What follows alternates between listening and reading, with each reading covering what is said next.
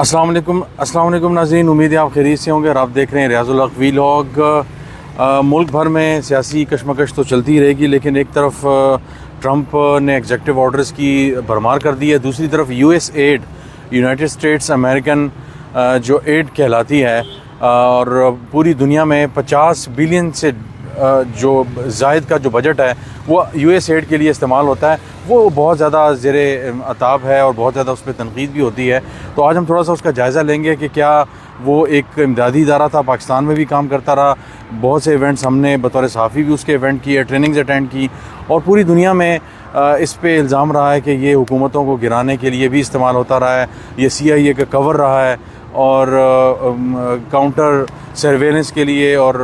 Counter insurgency वगैरह के लिए और हुकूमतों को गिराने के लिए भी इस्तेमाल होने के लिए का इल्ज़ाम जो है वो इस पर लगता रहा है। तो ट्रंप एडमिनिस्ट्रेशन ने आते साथ ही जो है वो मार्क रूबियो ने कहा है कि उनको एक्टिंग इसका चार्ज दिया गया है, और इसके अलावा ट्रंप भी मुसलसल जो है वो इसके हवाले से हम देख रहे हैं कि बातें भी कर रहे हैं और ट्विटर पे बाकायदा तौर पे नज़र आते हैं बहुत से लोग जो यूएस एड के हवाले से बात कर रहे हैं, उन पे बहुत ज़्यादा जो है वो उनको रीट्वीट भी कर रहे हैं और वो कमेंट भी कर रहे हैं कि ये एक ऐसा इदारा था जो हुकूमतों को गिराने बनाने के लिए इस्तेमाल होता था और ये सारा सिलसिला था। और अगर याद हो पाकिस्तान में हमने देखा कि जब इमरान खान की हुकूमत गिर रही थी तो उसके कुछ अरसे बाद बातें आना शुरू हुई कि जिसमें कौन इन्वॉल्व था। इमरान खान ने तो साइफ़र का इल्ज़ाम अमेरिका पे लगाया, फिर कहा कि जी जनरल बाजवा ने गिराया। बहरहाल अमेरिका का किरदार तो ज़ाहिर रहा है, साइफ़र अगर पढ़ा जाए इंटरसेप्ट की वेबसाइट पे मौजूद है, और अगर उसको देखा जाए तो उसको लेकर एक चीज़ बड़ी अहम है, वो ये है कि अमेरिका का किरदार पाकिस्तान में ज़ाहिर पहली बार तो नहीं आया हुकूमतें बनाने गिराने के हवाले से, ढका छुपा तो रहा है। जब किसी ज़माने में डॉक्यूमेंट जो है वो डीक्लासिफाइड होंगे तो बहुत सी चीज़ें सामने आएंगी, लेकिन शानदाना गुलजार ने एक दफ़ा जो है किस्म का धमाका कर दिया और उसने कहा कि अमेरिकन एम्बेसी में हुकूमत अप्रैल में गिरने से पहले मार्च और उसके अवाइल की बात है कि अमेरिकन एम्बेसी के लोग और बरतानवी हाई कमीशन के लोग हमसे मुलाकातें करते थे और हमसे पूछते थे कि हुकूमत कैसी जा रही है और आप दूसरी तरफ क्यों नहीं चले जाते। दूसरा जो अलायंस बन रहा है, वो जो सिंध हाउस में जो ग्रुप बना था, एक डिफेक्टर्स का जो ग्रुप था, नाराज़ अरकान का कह लें, जिसमें रियाज फतेहाना और दूसरे सारे लोग शामिल थे, तो उन्होंने कहा कि मुझे ये कहा गया और बहुत से लोगों का उनके नाम लिया कि ऐसे लोग थे जिनको बज़ाहिर कन्विंस किया जा रहा था अमेरिकन एम्बेसी की तरफ से, हाई कमीशन की तरफ से। तो यूएस एड जैसे इदारे जो हैं वो माजी में इन पे इल्ज़ाम रहा है कि इस्तेमाल होते रहे पाकिस्तान में भी और दुनिया भर में भी। तो अब आज हम थोड़ा सा जायज़ा लेंगे कि दुनिया भर में किन किन जगहों पे वो इस्तेमाल होता रहा है, वो इल्ज़ाम लगता रहा है। और पाकिस्तान में हल्का सा मैं एक और हवाला आपको दे दूँ कि पाकिस्तान में इल्ज़ाम रहा है, हम आगे डिस्कस करेंगे, मुख्तलिफ़ दुनिया के हिस्सों में भी ये इस तरह होता रहा है कि ट्रेनिंग्स के नाम में, डेटा जर्नलिज़म के नाम पे, डेटा ट्रेनिंग के नाम पे डेटा जो है ये इकट्ठा करते हैं, मैपिंग करते हैं, कम्युनिकेशन इकट्ठी करते हैं। ऐसे मैं बहुत से लोगों को जानता हूँ जो इस तरह की कैंपेन्स में शामिल रहे, जहाँ पे एक हद तक तो डेटा को गैदर करने की एक्सेस उनके पास थी, उसके बाद जो है वो डेटा इकट्ठा करने की एक्सेस किसी और के पास होती थी और बड़ा उसको खुफिया रखा जाता था और मुल्क के उन इलाकों में उस डेटा को मुरतब किया जाता था, जिस तरह DG खान है जहाँ पे हमारे एटॉमिक रिसोर्सेज हैं। और इस तरह हमने देखा कि मेरा एक यूट्यूब का इंटरव्यू रहा, जो स्पोक्स पर्सन रही फॉरेन ऑफिस की एक ज़माने में, ख़ातून थी, उन्होंने ये कहा कि हमारे पास इत्तलात आई कि बहुत सी ऐसी कंपनीज पाकिस्तान में काम करती थी जो साफ़ पानी और सैंपल्स इकट्ठे करने के लिए काम करती थी, लेकिन पता चला वो उन इलाकों में डेटा इकट्ठा करती थी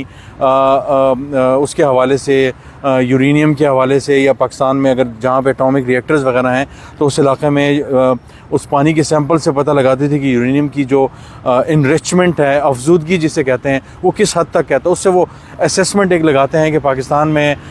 जो पाकिस्तान का अगर किसी प्रोजेक्ट पे काम हो रहा है तो यूरेनियम की जो एनरिचमेंट है वो किस सतह की है। तो ये वो चंद मिसालें हैं जिस पे हम जो है वो बात कर सकते हैं, और ऐसी सैकड़ों मिसालें हैं पाकिस्तान में जहाँ पे बाकायदा तौर पे वो है मुख्तलिफ़ कंपनीज़ और NGOs इस्तेमाल होती हैं और मुख्तलिफ़ दुनिया की होती हैं। ये तो सिर्फ अमेरिका की मिसाल है, इस तरह के कई ममालिक इस तरह हैं। चीन की मिसाल शायद मैं कुछ अरसे बाद दूँ, वो बहुत कुछ कर रहा है इस मुल्क में और बड़ी हैरान कुन चीज़ें हैं, लेकिन उस पर फिर कभी बात करेंगे क्योंकि इस वक्त बात करना शायद मुनासिब नहीं होगा। इस वक्त हम USAID की बात करते हैं। तो ट्रंप एडमिनिस्ट्रेशन ने शट डाउन करने का फ़ैसला किया है USAID को पूरी दुनिया में, और जैसा मैंने कहा कि 50 अरब से ज़्यादा इसका बजट रहा है और ये अच्छा खासा बजट है। पूरी दुनिया में US का जो एड का प्रोग्राम है मुख्तलिफ़ जगहों पे वो करते हैं, उसमें सबसे ज़्यादा USAID का हिस्सा है जो 50 अरब डॉलर का है। क्यूबा में उन्होंने क्या किया कि USAID ने एक ट्विटर जो है वो एक बनाया जिसका नाम था ज़ुनज़िनियो, और ये बनाया गया था कि जितने भी यंग यूज़र्स हैं उनको आसा से एंटी गवर्नमेंट जो फीड है वो उनको जो है वो की जाए कि हुकूमत मुखालिफ जो मुजाहरे हैं वो शुरू हो जाएं, और हुकूमत मुखालिफ मुजाहरे होंगे तो क्यूबन जो हुकूमत है वो गिर जाए। और हम बहुत से लोग जो इंटरनेशनल अफेयर्स को फॉलो करते हैं वो ये जानते होंगे कि क्यूबा के हवाले से अमरीकी हुकूमत बहुत ज़्यादा रही है। क्यूबनी मिसाइल क्राइसिस रहा सदर ग़ालिबन निक्सन के ज़माने में, और ये सारे सिलसिले वो ज़ाहिर है एक ज़माने में चलते रहे और पूरा एक क्राइसिस रहा एक ज़माने में। तो ये उन्होंने एंटी गवर्नमेंट क्राइसिस के लिए जो है बाकायदा तौर पे एक किस्म का ट्विटर का अल्टरनेट जो है वो बनाया, और उसके बाद बाकायदा तौर पे शेल कंपनीज़ के थ्रू इसको फ़ंड किया जाता था। और 2014 में जाकर 2009 से 2012 तक ये इन्होंने ट्विटर हैंडल एक ट्विटर की तरह का प्लेटफॉर्म बनाया, और 2014 में जाके बाकायदा तौर पे इसका पता चला कि जनाब क्यूबा की हुकूमत को गिराने के लिए जो है अमरीकी हुकूमत ये फ़ंड कर रही है। उसके बाद ये प्रोग्राम बंद कर दिया गया।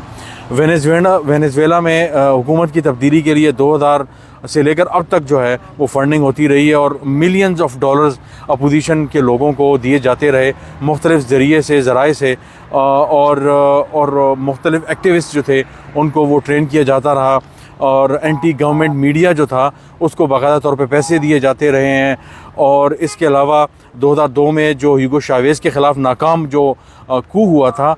उसको लेकर भी बाकायदा तौर पे जो है वो फ़ंड किया जाता रहा, और पता चला कि USAID उसमें इन्वॉल्व रहा है। फिर उसके अलावा हम अगर देखें 2014 बहुत ज़्यादा पुरानी बात नहीं है, 10 साल पहले की बात है। तो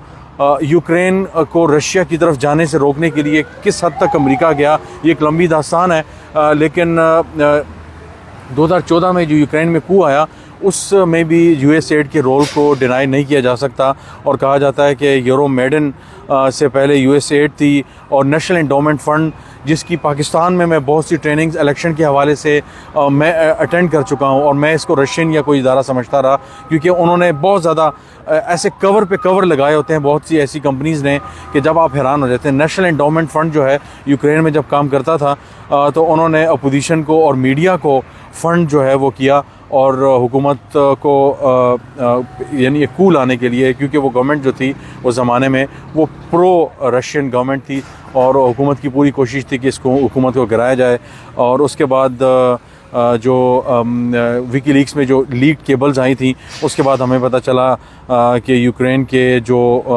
पोस्ट कू जो लीडर थे वो कौन कौन थे, और ये जो सारा कुछ हो रहा था ये जमहूरियत के लिए बिल्कुल नहीं हो रहा था, और ये जो सारा मशीनरी इस्तेमाल हो रही थी, जो पैसा इस्तेमाल हो रहा था वो हुकूमत की तब्दीली के लिए था, और अपनी मनपसंद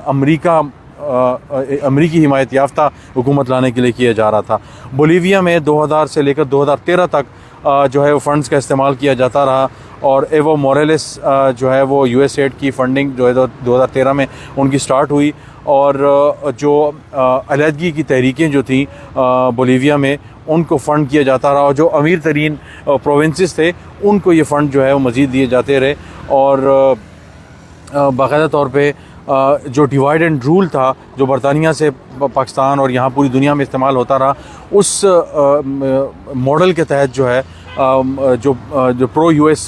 जो ग्रुप्स थे उनको ये पैसे जाते रहे, जो एंटी ग्रुप थे उनको नहीं जाते रहे, और बाकायदा तौर पे उनको टारगेट किया जाता था मीडिया कैंपेन्स के थ्रू, मीडिया प्रोपेगेंडे के थ्रू, और उनको मेलिशियस कैंपेन्स उसके अगेंस्ट की जाती थी, और उनको मेलाइन किया जाता था ताकि ये जो एंटी US ग्रुप्स हैं बोलीविया में उनको सप्रेस किया जाए, और जो प्रो US ग्रुप्स हैं उनको आगे प्रमोट किया जाए। और फिर 80s में हमने देखा कि हेटी है अफ्रीका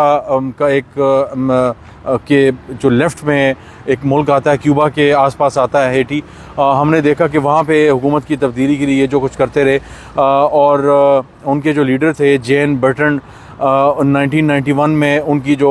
बैकिंग होती रही और जो डेथ स्क्वाड्स थे वो सारे US एड उसमें इन्वॉल्व रहा। और उसके बाद बाकायदा तौर पे जो प्रो अमेरिकन जो उनके प्रेसिडेंट थे बर्टन, तो उनको बाकायदा US और फ्रेंच की जो इंटरवेंशन थी और वेनेजुएलन जो डिप्लोमेट्स थे उनकी आमद से जो है वो हो सका। और ये US एड ने सारा प्लान किया और प्रो जो अमेरिकन जेन थे उनकी जो है वो प्रोटेक्शन हो सकी। अफ़गानिस्तान हमारे पड़ोस में है, उसको लेकर जो मुख्तलिफ़ प्रोग्राम्स रहे, एड सर्वेलेंस के हवाले से एड सर्वेलेंस कॉम्प्लेक्स बाकायदा तौर पे बनाया गया और अफ़गानियों की मदद के लिए, अफ़गान्स की मदद के लिए ये सारा काउंटर इंसर्जेंसी प्रोग्राम तरतीब दिया गया। और इसका कुछ जिक्र जो है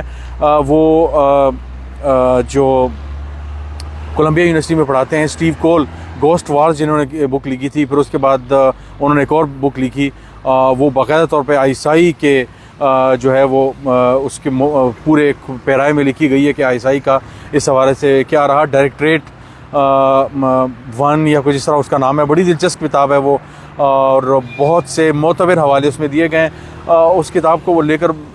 बहुत सी चीज़ें मुतनाज़ हैं, लेकिन एक भरपूर किताब है। स्टीव कोल की दूसरी किताब है, पहली वाली तो उसकी पुलित्ज़र अवार्ड विनिंग थी, गोस्ट वॉर्स, अफ़गान जो पहली जंग थी 1979 से 89 तक, उसके हवाले से एक ज़बरदस्त किताब थी। लेकिन उसके बाद जो डायरेक्टरेट S है ये भी एक पढ़ने लायक किताब है। तो बहरहाल